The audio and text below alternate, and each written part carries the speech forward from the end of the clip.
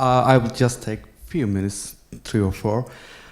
Firstly, I want to announce that we have a little surprise for you. It's a little beverage, and you can drink, and then he is serving over there. Its name is Boza. Maybe most of you haven't heard about it. It's a little beverage, and it's like third or fourth in the century they were drinking, and they have been drinking actually. It's a little tart, but actually delicious. So it can give you a full of energy, and and it's a Turkish traditional, and especially when you are staying your home or sitting and reading your article or paper, whatever. And in Turkey, if you are in Turkey, you can hear, like in the winter especially, like a man in the streets yelling "Boza," like "Boza," like, and so so you want to order some Boza and you want to drink it. Especially, it is better with roasted chickpeas, and you can drink it with eating that. So please taste it. I recommend you. It's a traditional thing and gives full of energy. And also it contains corn and some kind of wheat, because if you have an allergic reactions, please be careful about that. I want to warn about you. And a little bit thing, we wish we had more days to host you, but this glass, I want to give some information. Yesterday I also checked about it, but it seems also just black cup. But it's not, I think, because they warned me about Mert, come on, it's not a cup, because if you pull some hot boiling water on it, it becomes white, and there's a picture on it, says FSE 2015, and also it was a background of our desktop. So I suggest you to drink your coffees and teas on it, and thank you for coming, and have a good coffee break.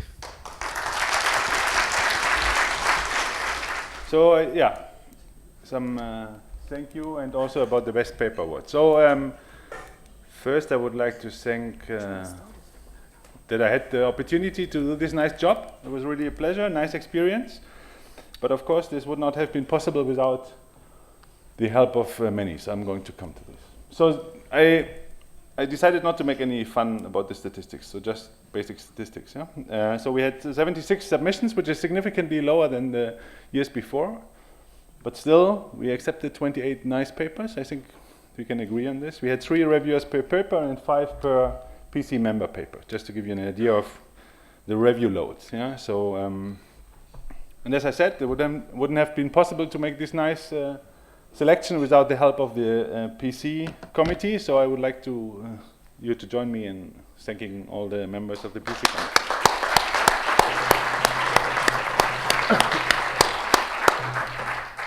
And then again, each of them is busy, so they tend to distribute things to others. And this is this list. And again, all the external reviewers, thank you very much.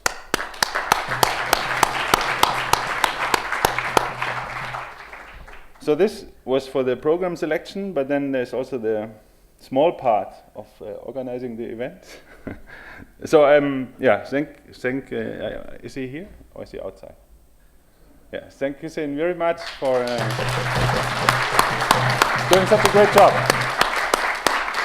So I checked my emails that I sent to you, and it's like it amounts to almost 100 emails with queries and questions. And the worst thing is these suggestions, yeah, of good advice that you could. And I'm really sorry. After reading all these emails again, I really felt like I have to. It was not nice, yeah. You just deleted these things, maybe. No, sorry for being annoying, but okay. Okay, so thank you very much. Thanks also to the invited speakers. We have gifts, but I'm not going to give them now because I'm running out of time. You get a gift at some point. Yeah? So thanks to the invited speakers. For Jacob, maybe it's too early because we don't know what you're going to talk about. Maybe you take it back then tomorrow. So the best paper award. So we had a choice and then a selection based on a PC vote. So PC members were asked to vote for what they think the best paper should be. And we have two papers which are invited to submit to the Journal of Cryptology, and these are those two papers: Rotational Cryptanalysis of ARX Revisited, which we are going to see tomorrow. So congratulations to Dimitri and others. And then we have the meet in the middle attacks and structural analysis of round reduced prints. Congratulations. So it seems this Prince challenge is really a good idea. So you will even get more than just chocolate. And then for the best paper, so this was kind of the highest ranked in the results of the vote. And so the best paper goes to GCM Security Bounds Reconsidered. Congratulations. And so the authors, two of the authors are here, Tetsu and Yuichi, is it? Please come on stage.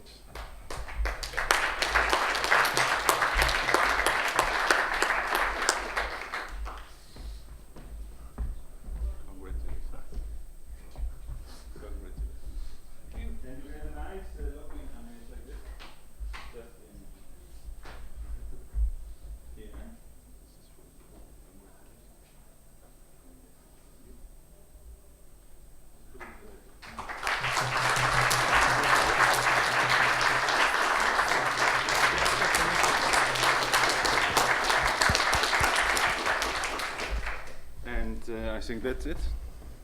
Is it? Yes. Thank you very much. All right, next up we have Van Canto telling us about crypto action.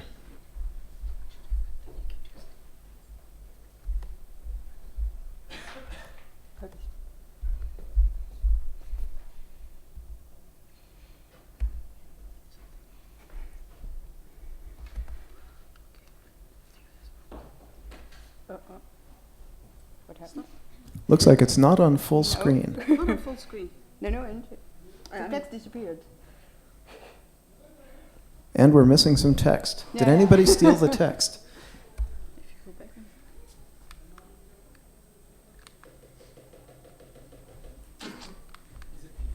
It's a PDF. It's PDF, yeah. Can you get it out of the full screen mode? Oh, But Still missing Yeah. text. okay. Well, that's why we have a speaker. The speaker will fill in the text. you can go with the. Yeah, but I have, the text is missing. Okay. Okay, so the text is missing, but I would like to say a few words about the crypto action, which is funded by the COST program. So this is a European program, and the motivation, so the aim, it's not written here, but the aim is to promote exchanges between the different European institutions, research institutions. So everyone from the 30 COST countries can participate, so that means that this includes all European countries and also Turkey and Israel. So you can check the list of all these countries. And so the important point is, and the important announcement is that we will organize 3 parallel one-day meetings the Sunday before Eurocrypt. So this will be in Sofia, exactly at the same venue as Eurocrypt. And so all this, so there are 3 meetings. The topics are not here. There's one on protocol analysis, one on authenticated encryption, and the other one is on implementation and verification. And so the important thing is that all these meetings are free, but registration is required, and most importantly, a limited number of fundings are available. So for a limited number of participants, COST can reimburse the flight ticket and also up to 2 hotel nights. And this works even if you attend both Eurocrypt and the COST meeting. And so what is important is that the deadline for registration is the end of the month, but the deadline if you want to apply for funding, it's tomorrow. And so, well, here again, the most important information is missing. So these are the two working groups you might be interested in. But so working group 3 will organize session on efficient implementation of quasi-practical crypto. This you can read, and also on side channel attacks. What you cannot read and what is important is that the organizer is Manuel Barbosa. So if you want to join this working group, you have to send him an email. His email address was supposed to be here. And the other information is that I'm the organizer of Working Group 4, which will be on authenticated encryption, and we plan to have some presentation and discussion in the morning and some cryptanalysis work on Caesar candidates in the afternoon. And so again, if you want to join and if you need some funding for coming, send me an email before tomorrow. And last but not least, this cost action has also some fundings for short-term visits. So that means if you are from one cost country and you want to spend a few weeks in another cost country, then, and this is especially for PhD students and postdocs. And so we have some fundings for that, and check all details. Everything is on this webpage.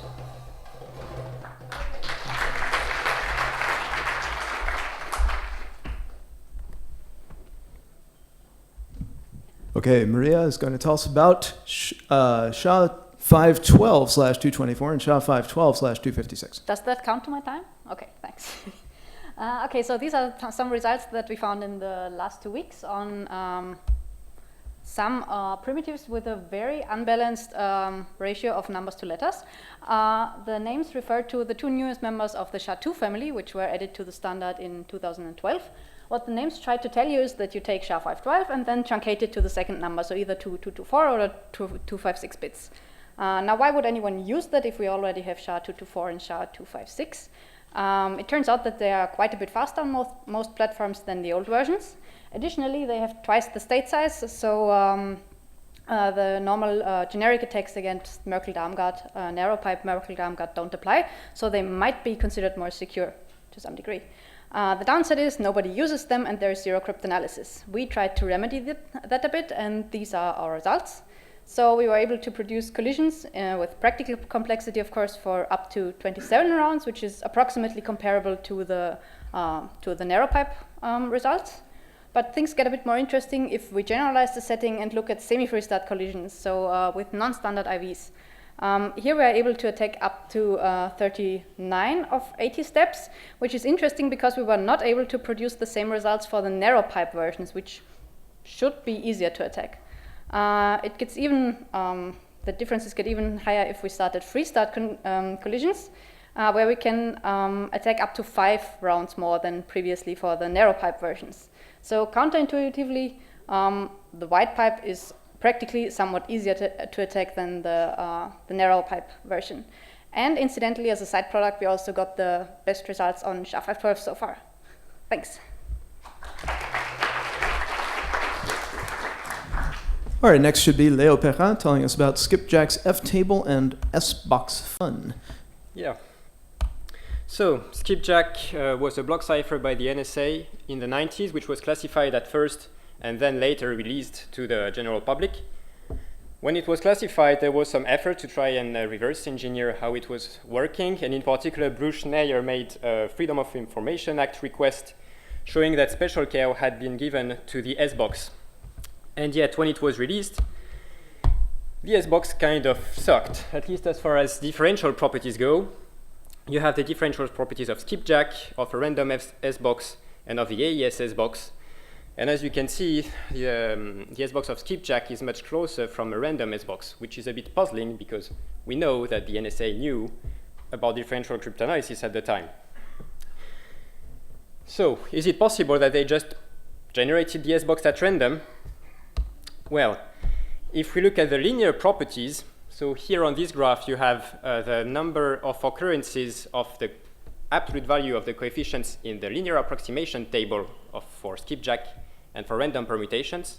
So you have the coefficients in the x-axis and the number of occurrences on the y-axis. And as you can see, Skipjack is different from a random permutation. The highest value is only equal to 28, while you would expect something like 35. and it only occurs 3 times, where you would expect to have something like 30 to 28.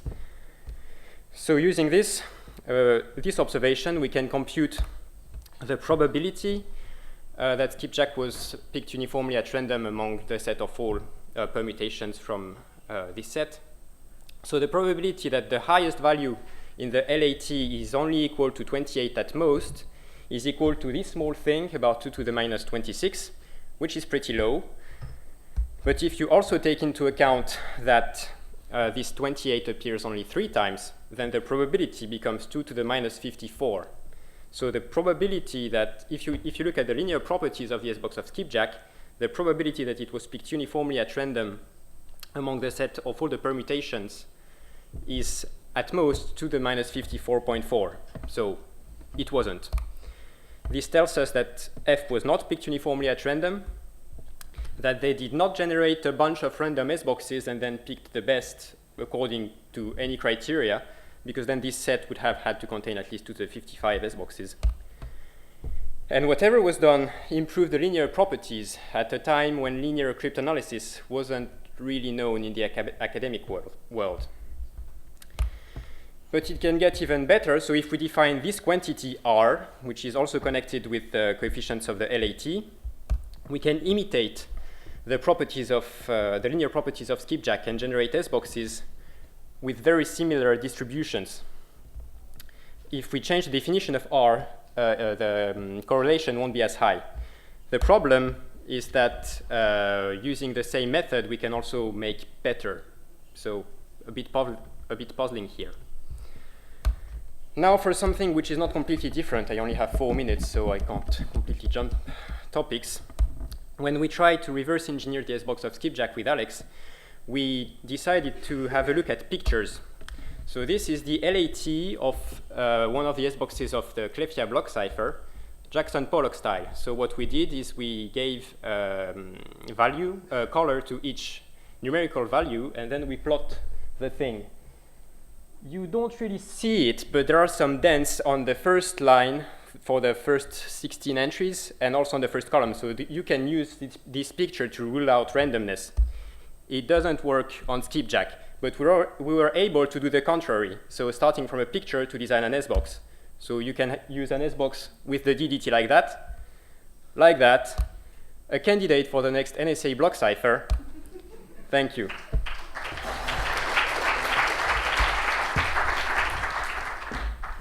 Next up, Tetsu Iwata. Surprise, surprise, more about GCM.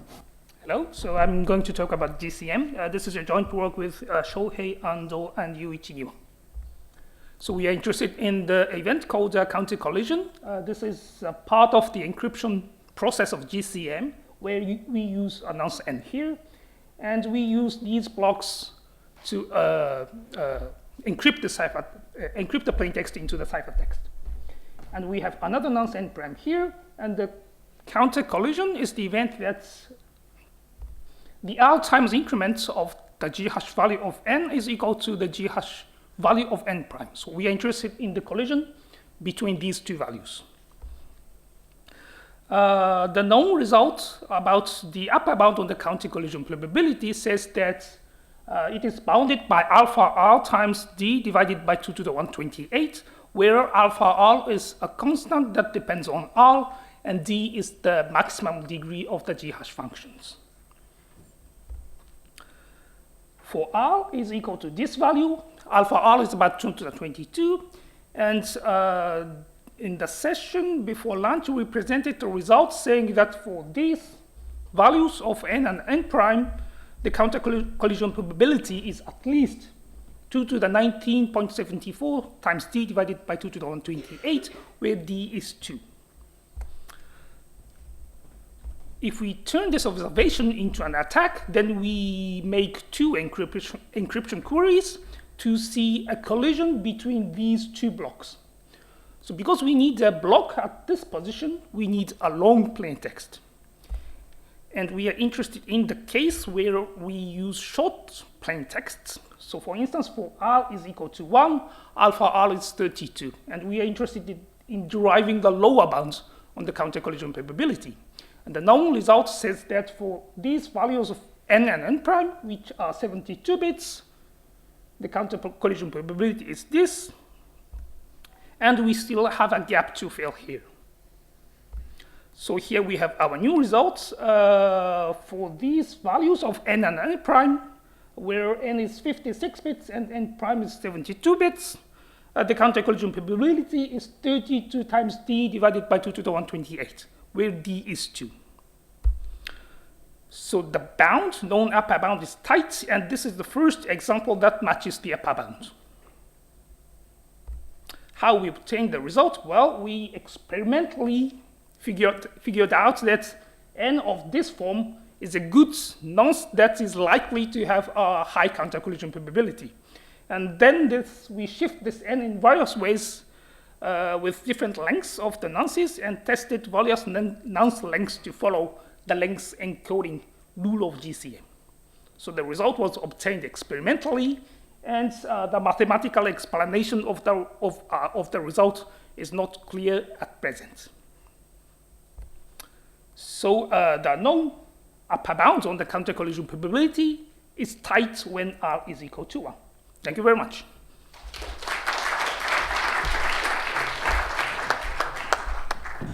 All right, next presentation is written by Chris Swart, who wasn't able to be here, but Tanya is going to be giving the presentation in her place. All right, so the most important thing is the email address of Chris Swart, christineswart@gmail.com. And yes, so Chris is very sad that she can't be here and says hi to everybody who knows her. Now, the reason I'm standing here is that she can't only not travel now, but she also can't travel in a little over a month, or a little under a month from now, when she was scheduled to be a lecturer at a summer school in Gabon, which is in Africa. It's the west coast of Africa.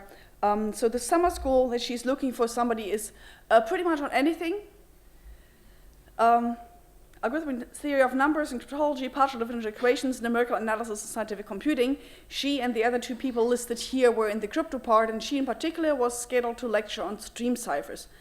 So if you are available and competent to talk about stream ciphers, you would be an awesome replacement. She says they're fairly flexible. You can lecture anything as long as it has something to do with cryptology, and as long as you can adjust your level to the audience. You can speak English or French. The dates for this are very soon, so her submission comment was, time is of the essence. So this is not only fast software encryption, but also fast speaker replacement. So March 30th till April 3rd, and within that, something like 8 hours of lecturing. So it might be more than you have currently sitting around, but they're willing to pay your flight, they're paying your hotel. She says the hotel looks nice. So if you think you have any chance, talk to me and I'll put you in contact with Chris, or email Chris directly. She also said it's not that there's Ebola or anything going on, so she would really love to go, and it's safe to travel, and she just can't make it herself. So please consider whether you have your calling for giving a summer school there. Thanks.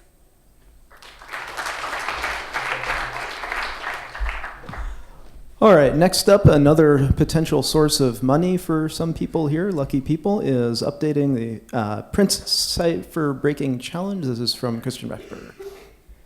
Hello, everyone. Indeed, I will update you on a challenge that we started a year ago at FSE 2014 in London. It is about the Cipher Prince that we made a few years ago, published at AsiaCrypt 2012. 64-bit block size, 128-bit keys. You have a picture of it here, and actually you have heard about it earlier in this conference already. Meltem, our invited speaker from Monday, found some nice words about it. Also, one of the by the committee selected to be the best papers was about an attempt to break Prince, and actually I was partially motivated by this challenge also. So what this is about, to recapture, is that it's about practical attacks. When we published Prince, it immediately got attention in the sense that people tried to squeeze out as many rounds as possible at the expense of huge data requirements, asking for the full codebook, or almost the full codebook, which is of course an interesting endeavor by itself, but these attacks often don't matter in practice, because you will not get to the 60-something chosen plain text anytime soon. So what we try to do with this challenge is to make things more concrete, to have like also with input from industry, concrete challenges, concrete settings. And we have in total 10 settings, 5 in the chosen plaintext setting, 5 in the known plaintext settings. You find them here, from 4 up to 12 rounds. 12 is the full number of rounds. How fast can you break those variants? You are given 2 to the 20 chosen plaintexts or 2 to the 30 known plaintexts. We had already a first round, and last year in summer we announced the winners. This was Patrick Derbe, Leo Perrin, and Pavel Morawiecki. And you have seen actually a presentation of some of those results already earlier. So here I have a small summary of the current state. So there's results on up to 8 rounds already, meeting those challenges that we put out for, nothing yet for 10 or 12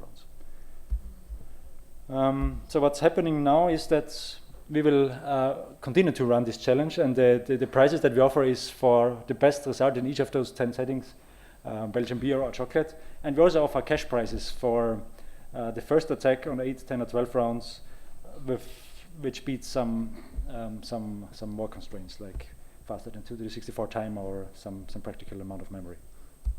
And the interesting thing is, so we extended the round 2 until end of April, due to the request of several people that still work on it, and it looks like people, at least one team, is very close to actually getting to the first cash prize of 1,000 euro. So that looks like very exciting, and we hope to see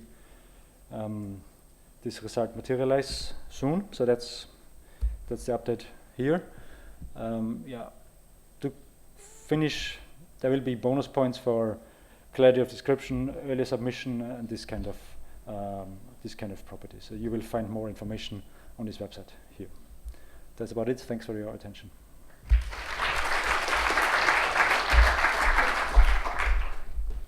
All right, 2 talks in a row coming up from Ilka Nikolic. First of all, an observation on Pride. Hi. Pride is a lightweight block cipher from Crypto 2014. It's based on the FX construction with internal cipher of 20 rounds. So basically you have the cipher, and then you add some key at the beginning, at the end. You obtain Pride. The 20 round cipher is typical SP. However, the key schedule in this internal cipher is quite simple. I'm not going to explain in details, I don't have time. But the key schedule allows sliding of the keys. So basically you can easily construct 2 keys that slide on all 20 rounds. And this property holds with probability 1. But because Pride does not have any claims against related key security, so we don't claim any attack here. However, what we cannot try to attack is tackle the security bound of Pride, because Pride is based on the so-called FX construction. It has clear security bound, which says the data complexity times the time complexity should be not less than 2 to the 2n. So let's see how we can tackle this security bound. So on the right we have Pride. Obviously, if I have one pair of plaintext and ciphertext PC, if I XOR this pair, I'm gonna get an XOR of the plaintext ciphertext in the internal cipher. So XOR of the outer cipher leaks the XOR of the internal cipher. So the only thing left is I have to guess correctly the plaintext and the master key. However, guessing this thing requires 2 to the 2n guesses. So basically I spend 2 to the 2n encryptions, which means that I cannot beat the security bound. However, because of the sliding property, I can do something. So this is what I can do. So imagine I have one pair of plaintext ciphertext. I XOR this. I obtain the XOR of the plaintext ciphertext in the internal cipher. And now comes the interesting part. So basically I take any guess from the plaintext, any guess for the master key. I go 20 rounds. I obtain some ciphertext. I XOR A guess and B guess, and I check if that's the same as the XOR of the plaintext and the ciphertext. So I spend 20 rounds. If yes, then I have a possible candidate. I can recover both key 0 and K1.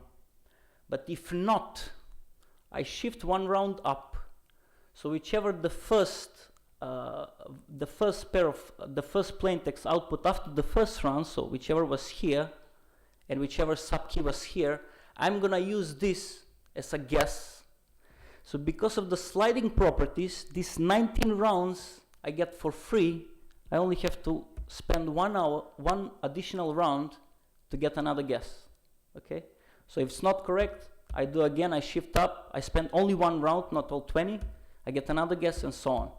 So because of this thing, for every additional guess after the initial 20 round guess, I spent only 1 round. Obviously, the time complexity becomes 2 to the 2n divided by 20 instead of the 2 to the 2n.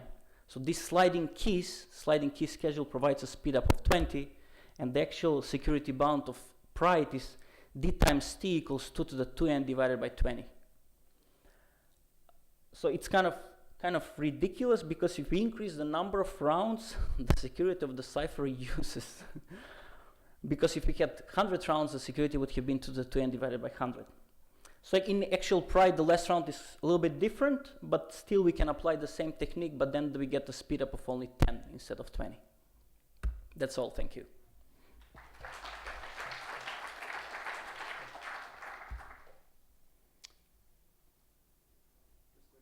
Okay, so NTU, Nanyang Technological University, is still looking for postdocs in symmetric key crypto, in lattice-based crypto, and in computer security.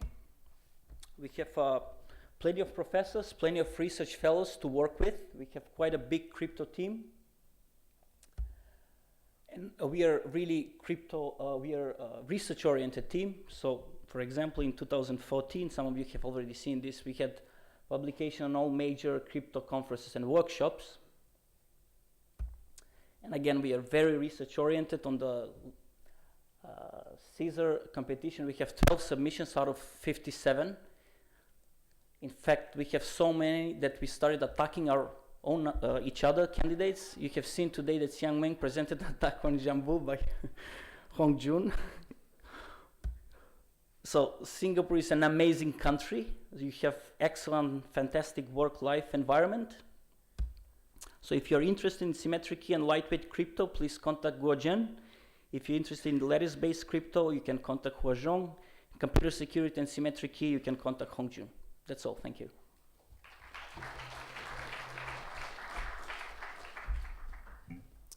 All right, next we're going to have Farzana Abed, who's going to tell us about the latest updates to Caesar and the AZoo. Hello everyone. So I'm going to talk about the last update on the Caesar competition. I think everyone knows what's the Caesar competition. So it's competition for authenticated encryption, security, applicability, and robustness, which aim to introduce new authenticated encryption. So the announcement was in 2013, and the first round submission was 2014, and the announcement of second round was due to January 2015, but still some discussion is going on, but we don't know when it's going to happen. It's same for the third round and the final round. We have altogether 57 candidates, which 9 candidates are broken and withdrawn from the competition. And here you see the candidate based on the primitive. For example, for block cipher based, we have AS Cobra, Marble, and Pace. And for stream cipher based, we have Calico, Facer, HKC, Mike Mambo, Panda. And for sponge based, we have CB. So as you know, we have AEZoo, which is about this Caesar classification. The AEZoo is up to date, which is the joint work from DTO people and myself. So you can see all information about the candidate and the last update for the external cryptanalysis of candidate in this website. If you want to see the data visualization of the Caesar candidate, you can go to this website, which is managed by the Stefan from DTU. And you can see all candidates based on their primitive. For example, you can just hold your mouse and you see all information about the candidate. For example, if they are online, if they are parallel, or if they have security proof, and so on. You can see all information about the candidates. It's almost up to date until last week. So we had some comments from the author for withdrawing the candidate from the Caesar competition. The first one is from Cobra, which they say, okay, we found a solution at the cost of efficiency. Nevertheless, we think it is fair to withdraw Cobra from the competition. Okay, so it's very sad. Okay, the next one was CBIM. I can't believe that I missed that. This is the flip side of running a one-man team, being blind to the obvious. Really? Hope you should wait a little bit more and then you can work together. Huh? And then we have Calico. The new job is pretty demanding, and it turns out that I don't have the time to work on a good implementation for Calico anymore. I haven't had the chance to commit any code to any GitHub project since I started at Oculus. 12-hour day, weekends, etc., etc. To get any hobby project done, it seems prudent to prune a few. Okay, keep calm and good luck on your new job. Sorry. And the other one, say, okay, we just withdraw HKC from the competition in order to reconsider the Mac generation. Come on, give some comments, yeah, it's boring. Okay, this is the phaser. They say, oops, that was a bit silly. Please remove phaser from the competition, drag it out the bag, and shoot it in the head. What?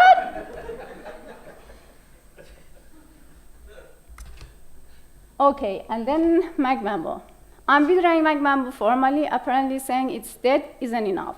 Don't use MacMambo. Don't make MacMambo part of the Caesar portfolio. If anyone mentions MacMambo as a good idea, point them at this post. And you see, 1, 2, 3 breeze. He's dead, Jim. That's it. Thank you for your attention. All right, next up looks like Marco on Caesar and Brutus.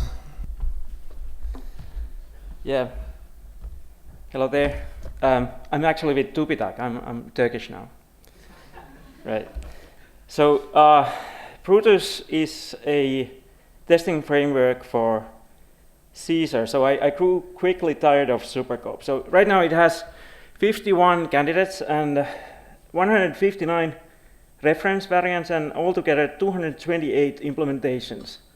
These are linkable modules, so you can basically load them up on the fly, play with them and unload them, and so it's quite a bit faster than with Superscope, which was for speed tests anyway.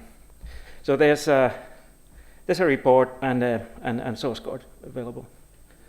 So I had to fix quite a few of these implementations to make them run. So there were ridiculous bugs in many of these implementations.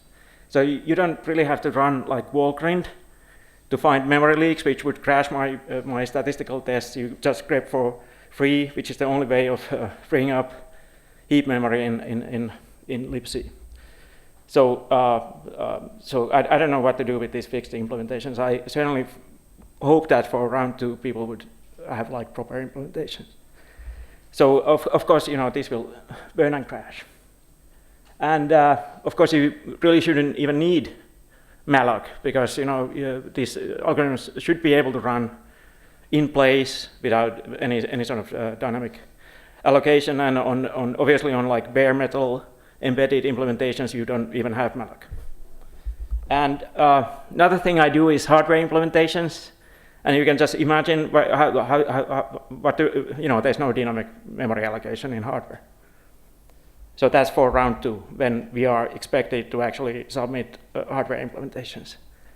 All right, so of course we don't have hardware API at the moment, so it's a big open question, which hopefully will be resolved within like 30 days. If you look at the deadlines, it's pretty soon, right? Okay, another sort of notes really quickly here. These are broken, and they don't even give out there's no test vectors, and I get different results on different platforms. Different implementations give me different ciphertext, so it's very difficult sometimes to know which one is the correct one.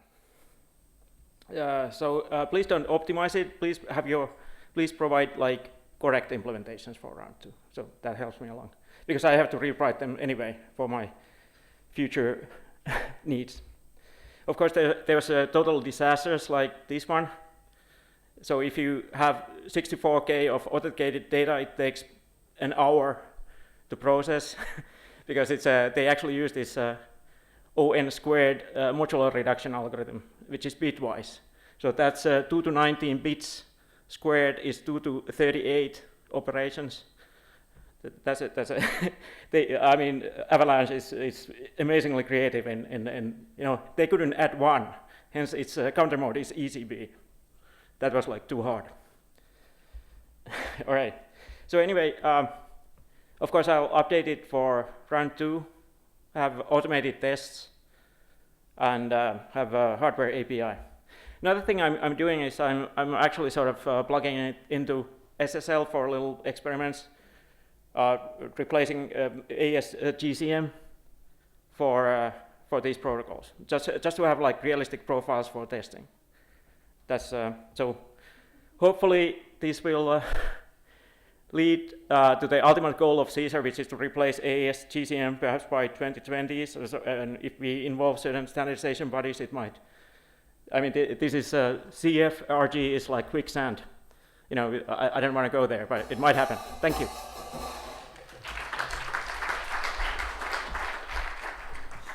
All right, this next one's going to be Martin Lauritsen, and it's going to be another case where apparently the speaker is going to have to compensate for some failure to update slides. So I hope you know what you want to say.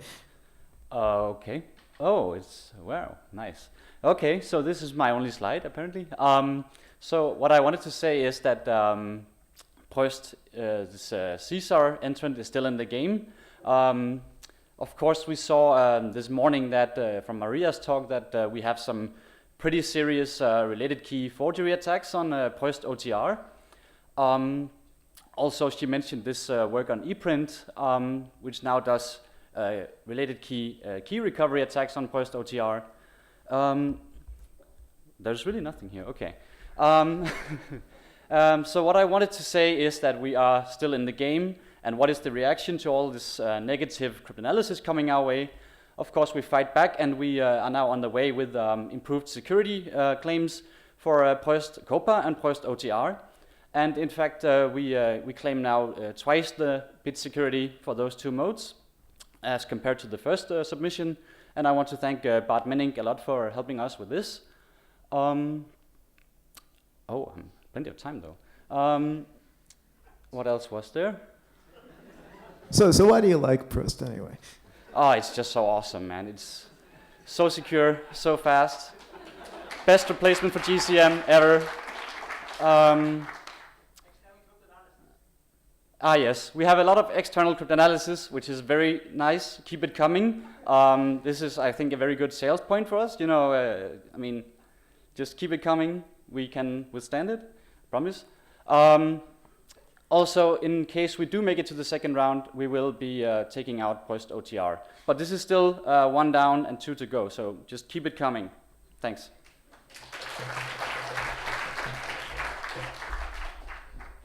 Next, some conference announcements from Thomas Perrin. All right. Oh. Yeah. So this is very short announcements for 2 workshops. So DIAC and ASK 2015. So they will be held in Singapore, and actually you can see this picture. So this is not where the conference will be held, unfortunately. I can guarantee that. And you can write to the organizing chair to protest.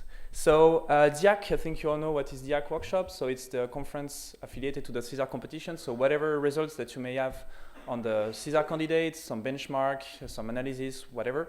If you're interested in the CSAR competition, please attend, please submit to the DIAC conference. And we actually have co-located DIAC and ASK. So ASK is Asian Symmetric Key Cryptography Workshop. So it's not only for Asian-based researchers, but it's for everyone. It's just that it's always held in Asia.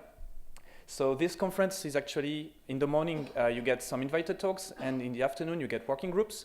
So you get to work with postdocs, with a professor, with PhD there. So if you're a PhD student, I think it's very interesting to attend.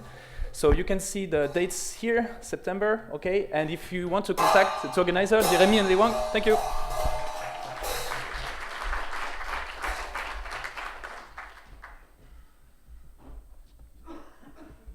All right, my clicker doesn't seem to move things forward, but who's next? We have an announcement about the ACrypt project. Exactly. So, lightweight crypto is in the air, so much so that it has reached the remote and glorious nation of Luxembourg, where we have the ACrypt project, where we try to gather information about lightweight crypto and then put it on our wiki. So what we have, which is of course on the internet and free to access.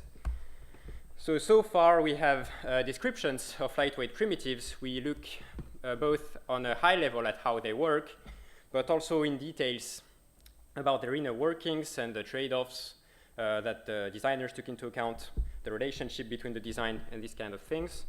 We also look at the best attacks to know where they stand. We also look at the hardware implementation footprint, if available. And in total, we have 51 primitives. So we have block ciphers, stream ciphers, hash functions, and one-pass authenticated encryptions. So yeah, if you have new results on lightweight crypto, which is not already on our review, please tell us. The review, so one page of the review looks like this. So you have 3 block ciphers here, namely present, pride, and prince. We have pictures from the specifications to get a quick idea of how they work. So if you're looking for your next target as cryptanalysts, it's probably a good place to start. This review, not these. Or maybe, I don't know.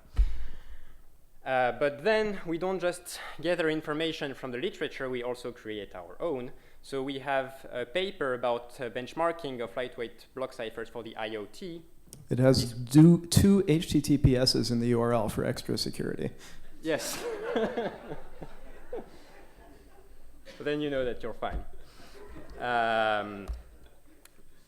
So instead of a second HTTPS, we also have one framework to have a fair evaluation of lightweight cryptography system, which we called Felix, to ensure a fair comparison between the different primitives, well, the different block ciphers. We have 3 different platforms, hence the name Triathlon. We have 3 different usage scenarios to try and be realistic. We have 3 different metrics, the RAM, the speed, and the code size. We have looked at 13 different lightweight block ciphers, and in total we have looked at 90 different implementations. So for each of these 90 different implementations, we looked at the 3 different platforms, 3 different usage scenarios, and the 3 different metrics in all those cases. The final results is a bunch of tables like this one, where you have all the block ciphers, and for each of them, and for each implementation of them, we have the different metrics on the different platforms. We implemented the ciphers in C, not in assembly. Our framework is useful because it allows us to have a fair comparison between the different block ciphers. And all the data is on our website. So hopefully in this link you don't have 2 HTTPSs. And your contributions are welcome. So if you would like us to add your block cipher to this website, please contact us.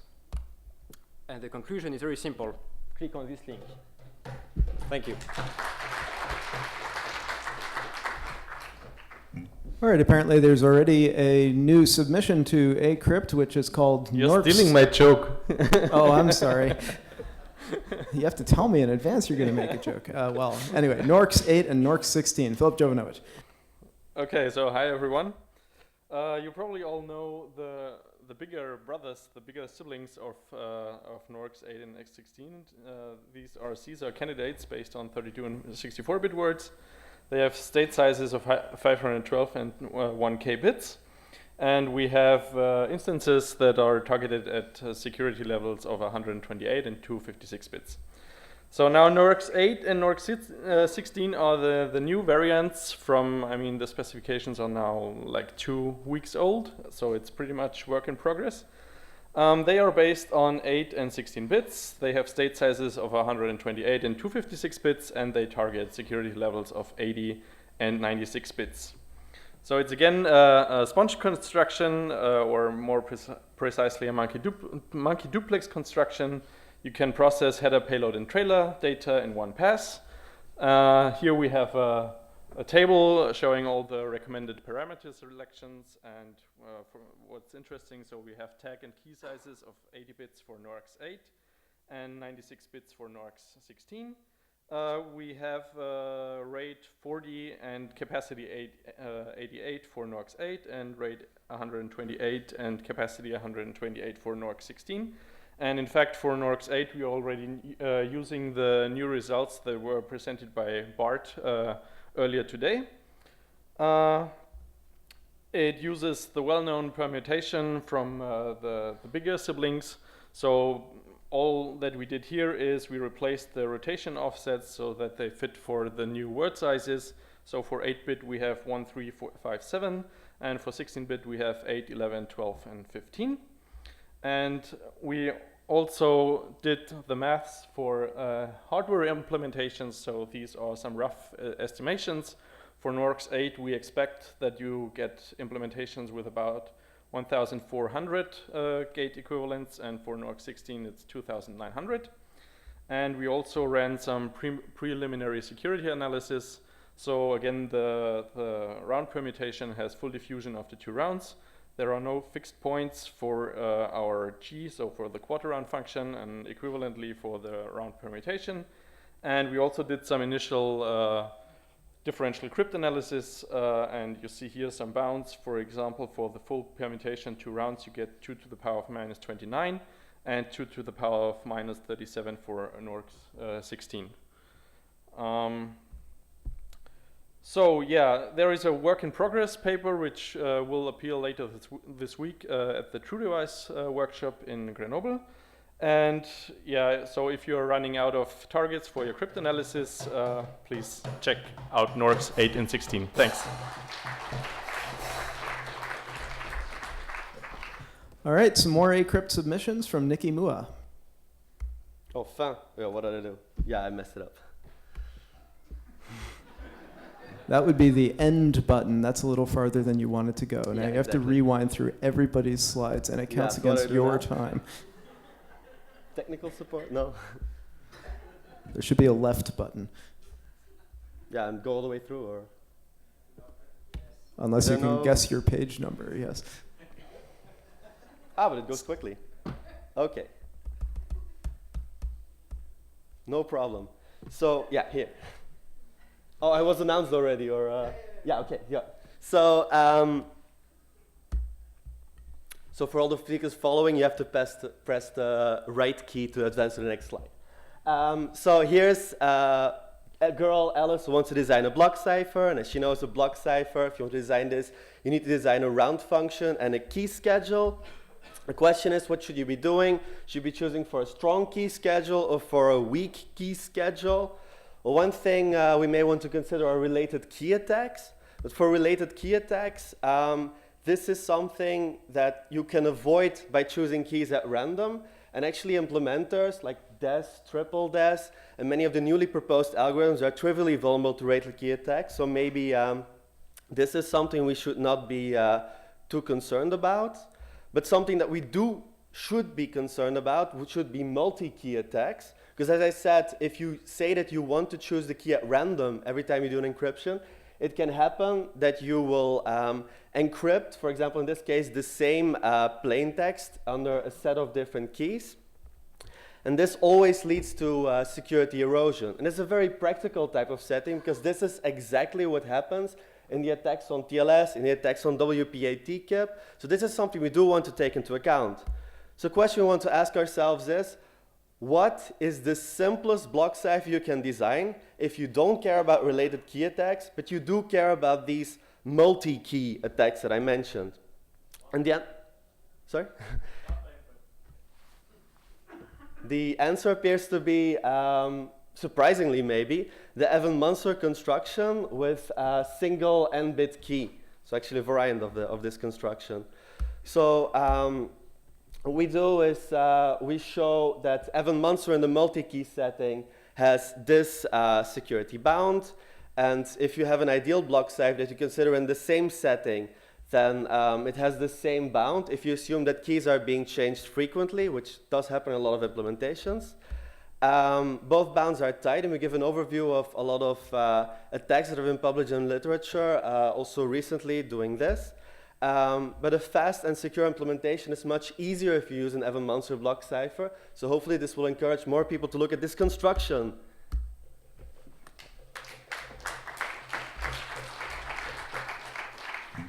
Okay, next Tomer conference announcement.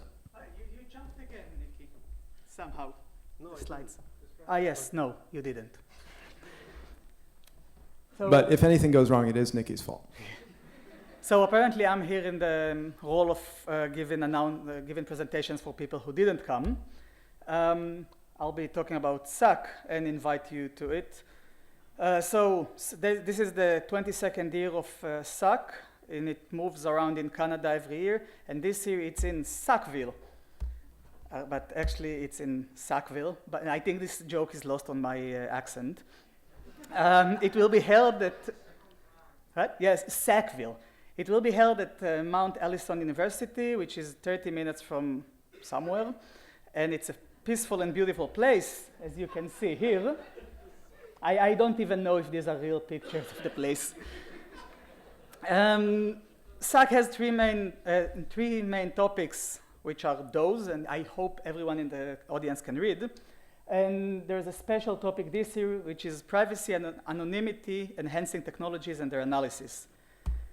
So those of you who would like to submit should do so until the 25th of May. You will hopefully get an answer by July 6th, and you'll need to prepare your papers by 27th of July. The conference itself is the 12 to 14 in August, just before crypto, and there's a way to get from Sackville to crypto. Another thing to announce is that someone has decided in the management there aren't enough summer schools about cryptography, so I'm announcing the S3 SAC Summer School, which will be held just before SAC in the same place. We'll be dealing with those two topics.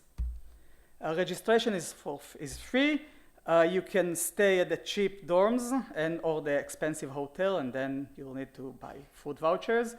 With the support of Microsoft Research, and they didn't have time to add this, it's also an IACR summer school. Also, some stipends might be provided, pending the additional funding sources. Thank you.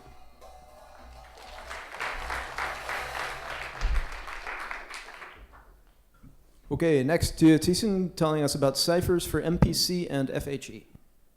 Yes, so I will be very quickly giving an introduction to our cipher. It's a new kit on the block. It is especially designed for users in multi-party computation and fully homomorphic encryption. There's here's some a background which I will skip. So the problem with ciphers when you use them in multi-party computation or fully homomorphic encryption is that the metric that you use to calculate the expense of such a cipher, traditionally it has been, in normal ciphers design, there has been a balance between linear and nonlinear operations, so XORs and AND operations, AND gates. But if you use such a cipher in a multi-party computation setting, you will suddenly find that the XORs are practically for free, while the nonlinear parts are very, very expensive. So the idea for our cipher is to go in a very extreme corner of the design space and design a cipher that has the minimum amount, the minimum number of ANDs, while still being secure. So how could we do this? We have the following idea. We use a very, very simple S-box. It's a 3-bit S-box with hardly any ANDs in it. So there is it has an AND depth of 1. And we use the most complex affine layer that we could think of, which is just a random binary matrix. And this is, of course, maybe a crazy design decision for normal settings, but it's quite useful for the MPC setting. And when you can play around, maybe I should say something about this, the choice of our nonlinear layer. So as you can see, the S-boxes only cover part of the nonlinear layer. So we chose to make a partial nonlinear layer. This has proven a bit risky already for some ciphers, but we believe this one is secure. So you can, we encourage all of you to really check that. This is, and now you can play around with the parameters. So you can choose a different block size, a different number of S-boxes, and we have a formula that we hope calculates the correct number of rounds to ensure security nonetheless. And this is a design space that you get. So for different choices of S-box, number of S-boxes M, we plotted here the AND depths. So this is the number of the nonlinear operations that you have in a row, and the number of the number of ANDs per encrypted bit. And you see that this corner in the bottom here seems to be probably the best trade-off if you want to lower the lower it regarding to these two metrics. And actually, we chose some standard parameters. These are these here. We try to stick to traditional block sizes, so they are probably not the best regarding to these metrics, but they are at least fairly good. And what I want to mention is if you maybe get in contact with the cipher, so remember that this is a family of block ciphers. We encourage you to do some cryptanalysis and check this out at Eurocrypt. Thank you.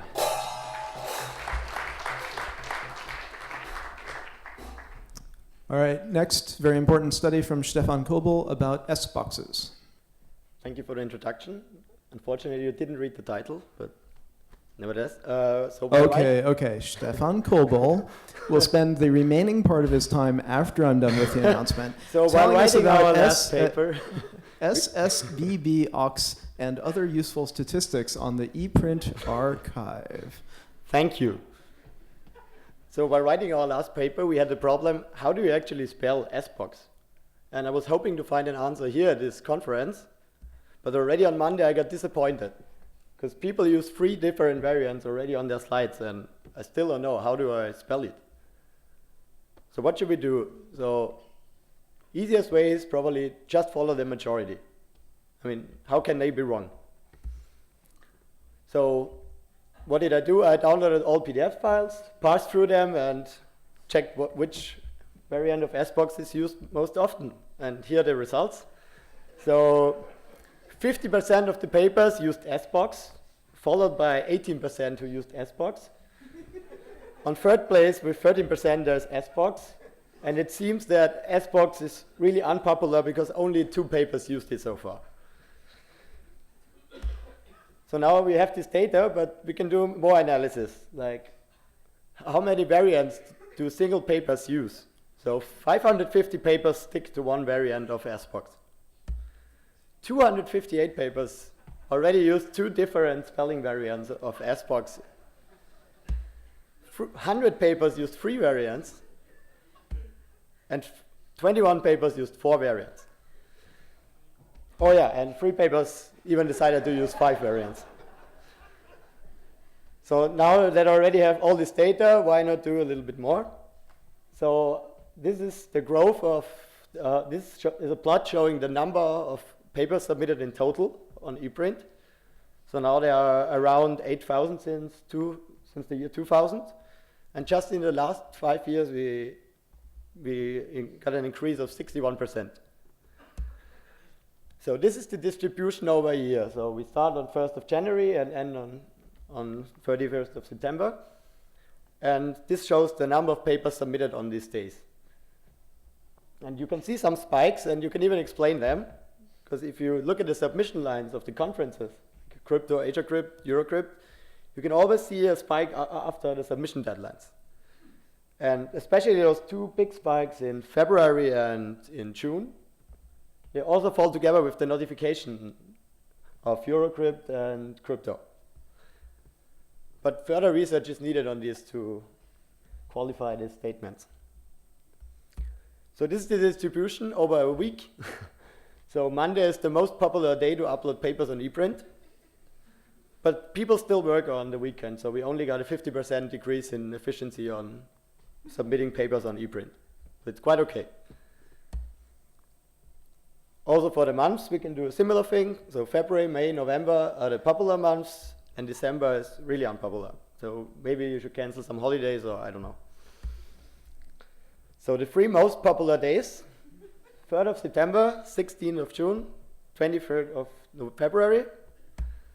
3 least popular days, 29th of February, but of course you only have in leap years, but yeah, Christmas is only slightly behind.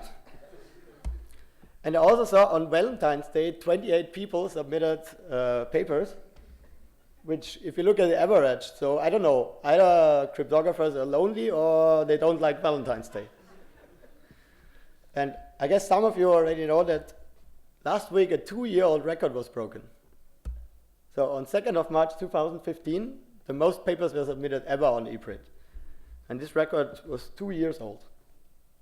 Thank you.